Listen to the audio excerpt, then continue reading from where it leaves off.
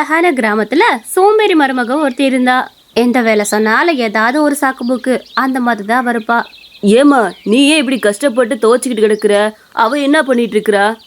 அவளை கொஞ்சம் துவைக்க சொல்ல வேண்டியதானே? நீ கொஞ்சம் துவை, அவ கொஞ்சம் அலசட்டும், அப்படி செய்ய வேண்டியதானே? ஏன் மொத்த துணியும் போட்டு நீ ஒரு ஆளா கஷ்டப்பட்டுட்டு கிடக்குற?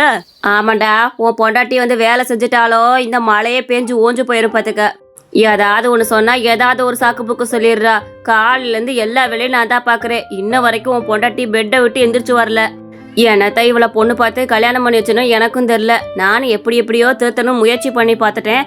ஆனா ஒன்றும் முடிய மாட்டேங்குது. எங்க அவ? வா, என்னன்னு கேட்போம் வா. உன் ஆரம்ப பொண்டாட்டியே உள்ளதா தூங்கிட்டு இருக்கிறா. பெரிய நீ கேட்கறவ மாதிரி தான் போவ, ஒன்னத்தையும் கேட்க மாட்டா பாத்துக்க. சரிம்மா, நான் சமைச்சிட்டு வரேன், மத்ததெல்லாம் அப்புறமேல் பேசிக்கலாம். என்ன ஊருக்கு நல்ல வேலைக்காரன், வீட்டுக்கு பொண்டாட்டி தாசன். இவனை என்ன பண்ண முடியும்? இவன் இப்படி சமைச்சிட்டு கொடுக்குற வரைக்கும் அவன் எங்கிட்ட வெந்திரிச்சு வேலை பார்க்க போறா. சரிடா, உன் பொண்டாட்டிய போய் நான் எழுப்பி கூட்டிட்டு வர்றேன்.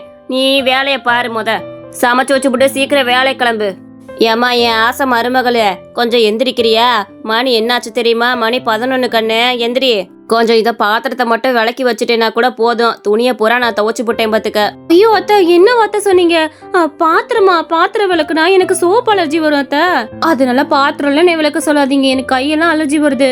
சரிம்மா, அப்போ உன் புருஷன் வெளியில சமைச்சுக்கிட்டு இருக்கான், அவன்கிட்ட போய் சமைக்கிற வேலையை வாங்கிட்டு உன் புருஷனை வேலைக்கு அனுப்பு. ஐயோ அத்தை, எனக்கு புகையே சேராதத்த, உங்களுக்கு தெரியும் தானே, அதனால தானே எந்த வேலையுமே பாக்குறது இல்ல. எனக்கு புகையும் அலர்ஜி வரும் பாத்துக்கங்க, அதனால அதையும் செய்ய மாட்டேன். சரிம்மா, அப்ப வீட்டை வாச்சு கூட்டி போயிருக்கு. அத்தை, எனக்கு டஸ்ட் அலர்ஜி இருக்குன்னு உங்களுக்கு தெரியாது. வீட்டுக்கு சுத்த போனா எனக்கு டஸ்ட் அலர்ஜி ஆயிரும். அதனால அதையே என்னால பண்ண முடியாது. எனக்கு ஒரு நல்ல வேலை இருக்குது, நல்லா அந்த பெட்ல படுத்து தூங்குறேன். மத்தபடி எனக்கு எந்த வேலையும் சொல்லாதீங்க அத்தை. நீங்க கிளம்புங்க, நான் இன்னும் கொஞ்ச நேரம் தூங்கிட்டு வரேன். இவளெல்லாம் என்னன்னு சொல்றதுன்னு தெரியல. திருப்பவும் படுத்து தூங்க ஆரம்பிச்சிட்டா பாரு. ஏதாவது சொன்னா ஏதாவது சாக்கு புக்க சொல்லிடுறா. இவன் புருஷன் அதுக்கு மேல இவளுக்கு நல்லா சப்போர்ட்டை தூக்கிட்டு வந்துடுறான். இவளுக்கு எப்படியாச்சும் ஒரு பாடத்தை நல்லா கத்து கொடுக்கணும்.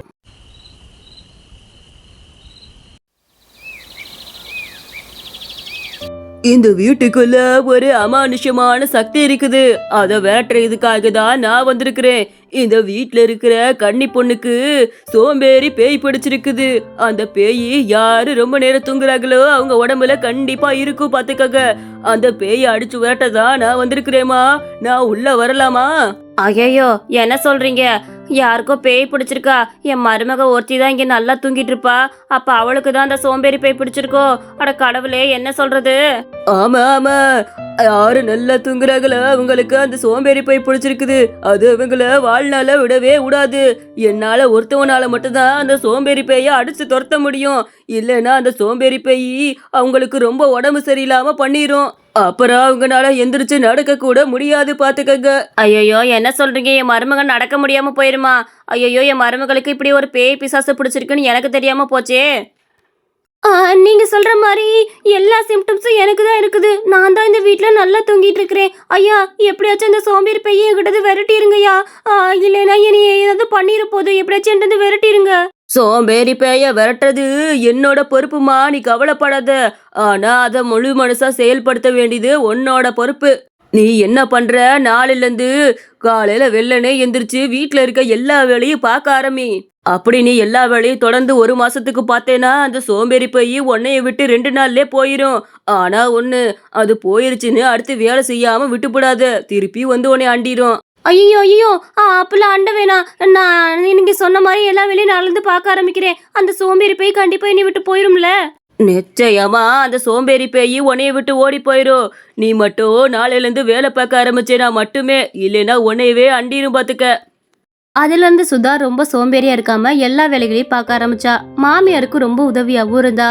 மாமியார் தன்னோட தந்திரத்தால அந்த சாமியாரை வர வச்சு அந்த சோம்பேறி பேய விரட்டினாங்க. இந்த கதை உங்களுக்கு ரொம்ப பிடிச்சிருந்துச்சுன்னா மறக்காம நம்ம குட்டி கார்ட்டூன் சேனலுக்கு சப்ஸ்கிரைப் பண்ணிக்கோங்க.